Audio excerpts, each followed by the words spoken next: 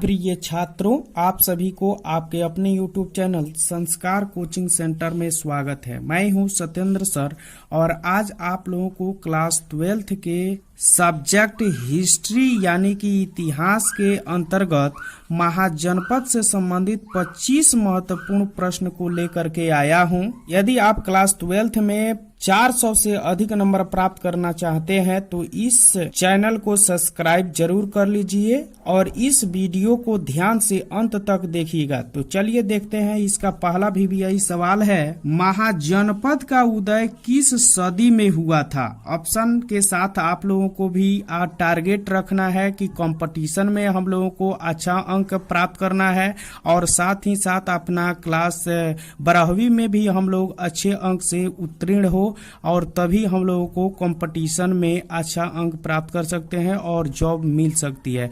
तो प्यारे बच्चों, आप लोग कितना इसमें सही करते हैं महाजनपद से संबंधित महत्वपूर्ण प्रश्नों में से आप लोग कमेंट बॉक्स में जरूर लिख कर भेजिएगा। तो आइए मैं इसके ऑप्शन को पढ़ देता हूं। पहला ऑप्शन है 4वीं सदी ईस्वी में, बी ऑप्शन है 6वीं सदी ईस्वी में, 4वीं सदी ईसा पूर्व में, 6वीं सदी ईसा पूर्व में।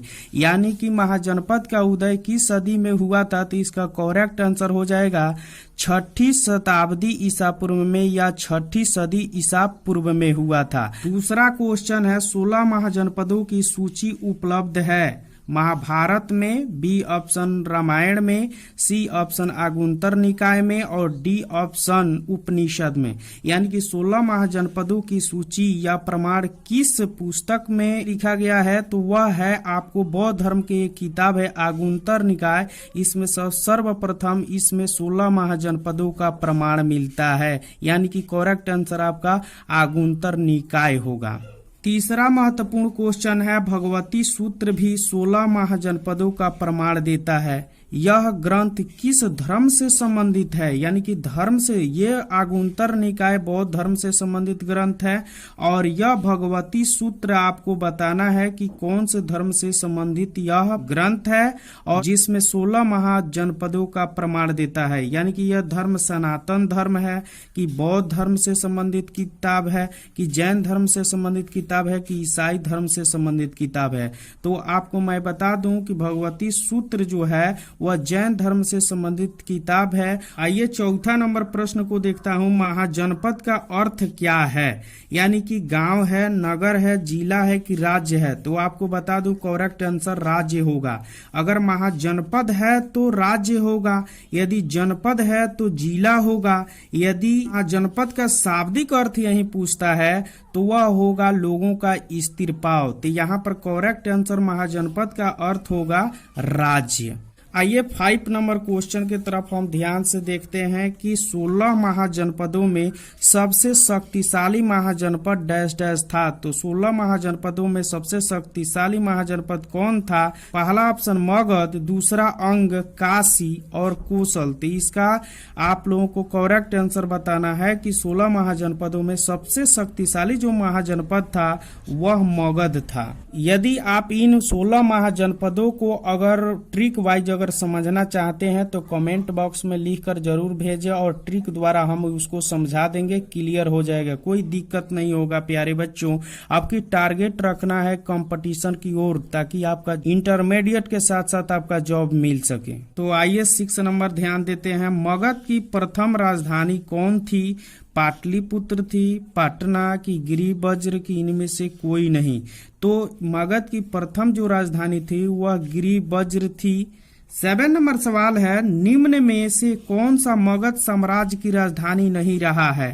पहला ऑप्शन है गिरिवज्र और दूसरा ऑप्शन है राजगिरी और तीसरा ऑप्शन है पाटलिपुत्र और डी ऑप्शन है कौशाम्बी। तो करेक्ट होगा आंसर आपको कौशाम्बी नहीं था, नहीं रहा है, यानी कि कौशाम्बी क्लियर आंसर होगा। गिरिवज्र रहा है, राजगिरी भी रहा है, पाटलिपुत्र भी रहा है और पाटलिपुत्र को हम प्राचीन काल में पटना के नाम से जानते हैं। तो इसका करेक्ट आंसर जो है कौशाम्बी इसकी राजधानी नहीं रही है। तो ध्यान पूर्वक इसको देखेंगे। 8 नंबर है पाटलिपुत्र नगर की स्थापना किस शासक ने किया था? तो पहला ऑप्शन है अशोक महान ने किया था, बिंबिसार ने किया था, कि उदयन या उदयीन ने किया था, कि चंद्रगुप्त मौर्य ने किया था। तो पाटलिपुत्र नगर की स्थापना, ये VVI और इम्पोर्टेंट क्वेश्चन है, आप लोग ध्यान से देखिएगा कि पाटलिपुत्र नगर की स्थापना उदयन या उदयीन ने किया था। यह पाटलिपुत्र नगर सोन और गंगा नदी के किनारे पर स्थित है और इस शहर की स्थापना किसने किया था?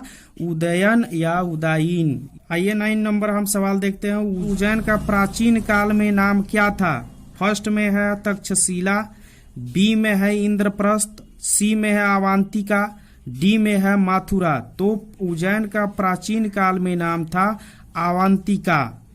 आइए 10 नंबर सवाल को ध्यान से देखते हैं। विश्व का प्रथम गणतंत्रात्मक देश या महाजनपद कौन था? वेरी वेरी इंपोर्टेंट क्वेश्चन है। विश्व का प्रथम गणतंत्रात्मक देश या महाजनपद कौन था? ऑप्शन नंबर मैं बता देता हूं। पहला Magadha, B option Asmaka, C option Kashi, और यहाँ पर आप लोग सी के जगह पर डी बना लेंगे और यहाँ पर ऑप्शन में काशी दिया हुआ है, कापसी ही लिखेंगे। यानी कि विश्व का प्रथम गणतंत्रात्मक महाजनपद या कौन था? तो बजी था, और बजी की राजधानी वैशाली थी। एक और भी गणतंत्रात्मक राष्ट्र था, उसका नाम मल्ल था, जिसकी राजधानी कुशीनगर है।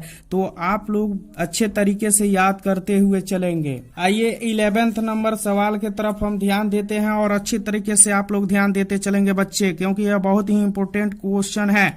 11 नंबर है, 6ठी शताब्दी ईसा पूर्व में विश्व की प्रथम गणतंत्रात्मक व्यवस्था कहाँ थी? ऑप्शन नंबर है वैशाली, बी ऑप्शन है गांधार, सी ऑप्शन है काशी, डी ऑप्शन है मत्स्य। तो 6ठी शताब्दी ईसा पूर्व में विश्व की प्रथम गणतंत्रात्मक जो व्यवस्था थी वह वैशाली में थी। यानी कि वैशाली किसकी राजधानी थी? तो वह बज्जी की राजधानी वैशाली थी, या इसको कभी कभी लिच्छवी भी नाम से जाना जाता है। तो आप लोग ध्यान से देखिएगा, इसको लिच्छवी भी आए तो आप लोग करेक्ट उसको टिक के लगाएंगे। मैं यह टारगेट रखता हूं कि अब की बार आप लोगों को नंबर 400 के पार आएगा। एकदम क्लियर है। मेरे वीडियो को आप लोग देखते चलिएगा ध्यान पूर्वक से। मैं चैलेंज के साथ आप लोगों को कहता हूं कि एक भी प्रश्न इसमें से छूट करके नहीं जा सकता है। तो मेरे वीडियो को आप लोग देखते चलिए। आइए हम 12 नंबर क्वेश्चन को हम ध्यान से देखते हैं। 6ठी शताब्दी ईसा पूर्व में सुक्तिमती राजधानी किसकी थी? यानी ऑप्शन नंबर ए है पंचाल की थी, कि बी ऑप्शन कुरु की है, कि सी ऑप्शन चेदी की है, कि डी ऑप्शन अवंती की है। तो सुक्तिमती जो राजधानी थी वह चेदी की थी। आइए अब हम 13 नंबर सवाल देखते हैं। निम्न में कौन सा महाजनपद दक्षिण भारत के गोदावरी नदी के तट पर स्थित था? तो ऑप्शन नंबर है आपका अवंती, बी ऑप्शन है कौशल, सी ऑप्शन है वत्स और डी ऑप्शन है अस्मक। तो आपको बता दूं कि यही अस्मक महाजनपद एक ऐसा था जो दक्षिण भारत में गोदावरी नदी के तट पर स्थित था। तो इसका करेक्ट आंसर हो जाएगा अस्मक। आइए अब 14 नंबर सवाल की तरफ देखता हूं। 16 महाजनपदों में कितने महाजनपद गणतंत्रात्मक थे? यानी कि ऑप्शन नंबर ए में है 14 थे, कि बी ऑप्शन 2 थे, कि सी ऑप्शन 4 थे, डी ऑप्शन 10 थे। तो आपको बता दूं कि 14 जो थे वह गणतंत्रात्मक नहीं होकर राजतंत्रात्मक थे, और ऑप्शन नंबर बी में जो 2 दिया है ऐसे जनपद 2 ही थे जो गणतंत्रात्मक जो राष्ट्र थे या राज्य थे। आइए ज्यादा देर न करते हुए और भी प्रश्नों को मैं पढ़ देता हूं, ध्यान से आप लोग देखिएगा। 15 नंबर सवाल है कि मल्ल गणराज्य की राजधानी कहाँ थी? मल्ल भी एक गणतंत्रात्मक राष्ट्र था। तो आप लोगों को मैं बता देता हूं ऑप्शन के साथ, आप लोग क्लियर देखते चलिएगा। ऑप्शन नंबर ए में है कुशीनगर, बी में है वैशाली, सी में है पोतन और डी में है काम्पिल्य।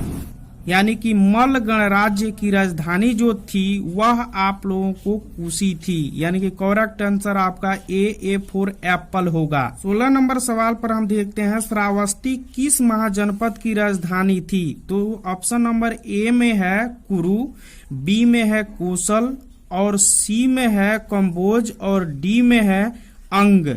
तो इसका करेक्ट आंसर होगा कौशल। यानी कि हमको याद कर सकते हैं कि कौशल से कौशल्या होगा और कौशल्या का पुत्र का नाम क्या था, श्री रामचंद्र, यानी कि श्री से श्रावस्ती हो जाएगा। करेक्ट आंसर आपका बी फॉर बॉल हो जाएगा, यानी कि कौशल। आइए 17 नंबर सवाल पर पढ़ते हैं। निम्न में कौन सा महाजनपद भारत में नहीं था? पहला ऑप्शन मगध, ये तो था क्योंकि पटना बिहार में पड़ता है, ये मगध जो है बिहार में है। मत्स्य यह राजस्थान में है। अस्मक दक्षिण भारत कर्नाटक का क्षेत्र आता है।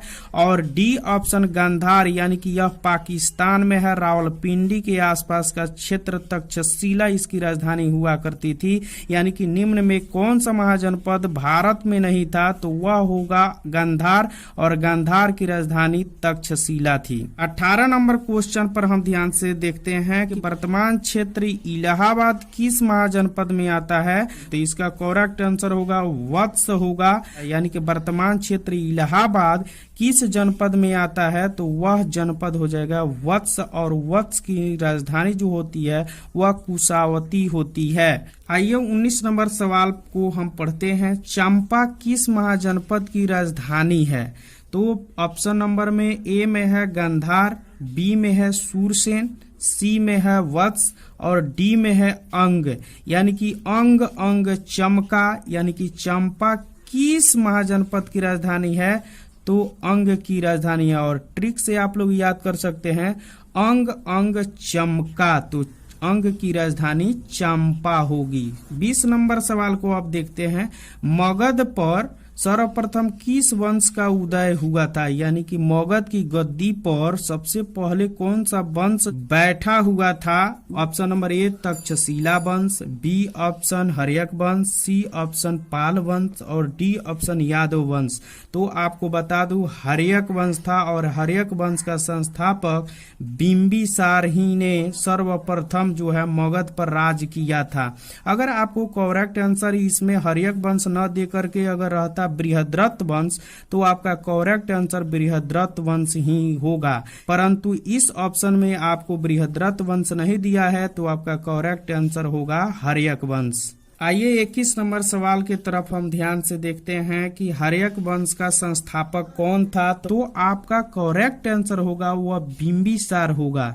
यानी कि हर्यक वंश का संस्थापक कौन थे, तो बिंबिसार, यानी कि ऑप्शन नंबर बी होगा। 22 नंबर सवाल है। मगध के किस प्रारंभिक शासक ने राज्यारोहण के लिए अपने पिता की हत्या की एवं स्वयं इसी कारणवश अपने पुत्र के द्वारा मारा गया? तो आइए ऑप्शन को पढ़ देता हूँ। ए ऑप्शन में है बिंबिसार, बी ऑप्शन में है अजातशत्रु, और सी ऑप्शन में है उदयीन, और डी ऑप्शन है नागदशक। ये चारों जो ऑप्शन में दिए गए नाम है, ये चारों व्यक्ति जो है हर्यक वंश से संबंधित रखते हैं।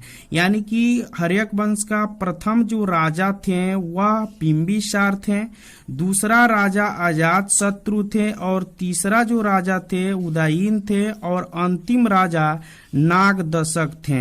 यानी कि ये हर्यक वंशीय राजा हैं, और अजातशत्रु ने ही अपने पिता की हत्या किए थे, और इसलिए इस हर्यक वंश को प्रीतहांता वंश के नाम से जानते हैं। इसी अजातशत्रु ने अपने पिता का हत्या किया, एवं यही कारणवश से इसके पुत्र जो उदयीन था अपने ही पिता अजातशत्रु की मौत के घाट उतार दी। उसका करेक्ट आंसर होगा अजातशत्रु। आइए 23 नंबर क्वेश्चन को ध्यान से हम पढ़ते हैं। किस शासक के समय में प्रथम बौद्ध संगीति का आयोजन हुआ था? करेक्ट आंसर आपका होगा अजातशत्रु के शासनकाल में। करेक्ट आंसर आपको अजातशत्रु। 24 नंबर क्वेश्चन है। महाभारत के अनुसार उत्तरी पंचाल की राजधानी स्थित थी?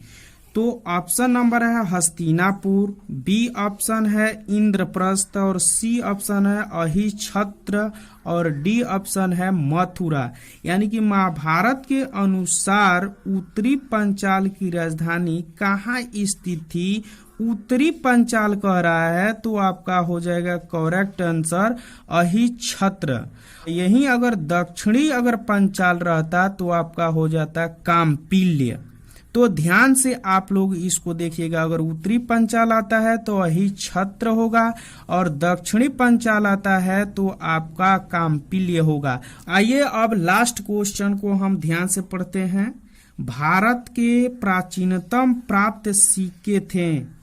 ऑप्शन नंबर ए तांबे के, बी सोने के, सी रंगा के और डी आपको चांदी के। तो मैं आप लोगों को बता दूं कि चांदी के सिक्के हुआ करते थे, यानी कि भारत के प्राचीनतम प्राप्त जो सिक्के हुए हैं वह चांदी के हुए हैं। और चांदी के जो सिक्के बने होते थे उनको पंचमार्क सिक्के कहा जाता था, यानी कि पंचमार्क सिक्के को ही हम चांदी के सिक्के कहते थे। ये भारत के प्राचीनतम प्राप्त सिक्के थे। तो मैं आशा करता हूं कि यह वीडियो आप लोगों को काफी अच्छा लगा होगा। तो मेरे इस चैनल को लाइक सब्सक्राइब जरूर कर देंगे। धन्यवाद।